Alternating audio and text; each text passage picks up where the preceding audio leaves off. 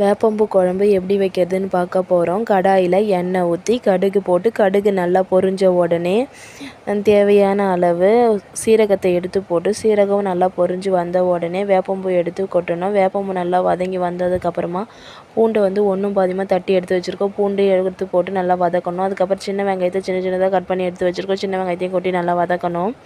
அதுக்கப்புறமா தக்காளி எடுத்து போட்டு தக்காளி நல்லா வதங்கி வந்த உடனே தேவையான அளவு உப்பு, மிளகாத்தூள், புளி தண்ணி சேர்த்து நல்லா கொதிக்க விடணும். குழம்பு கொதித்து இறக்கிறதுக்கு முன்னாடி கருவேப்பிலை, கொத்தமல்லி சேர்த்து நல்லா இறக்கணும். அவ்வளோதான், சுவையான வேப்பம்பூ குழம்பு ரெடி. இதை பற்றின டீட்டெயிலான வீடியோ வேணும்னா என்னோடய சேனலில் வீடியோவாக போட்டிருக்கேன், அதை பாருங்கள். அதுக்கப்புறமா தட்டில் சாப்பாட்டில் போட்டு எடுத்து சாப்பிட்டு பார்த்திங்கன்னா டேஸ்ட்டு வேறு லெவலில் இருக்கும். நீங்களும் அடிக்கடிக்க செஞ்சு சாப்பிடுவீங்க. ட்ரை பண்ணி பாருங்கள். என்னோடய சேனலை சப்ஸ்கிரைப் பண்ணிக்கோங்க. தேங்க்யூ.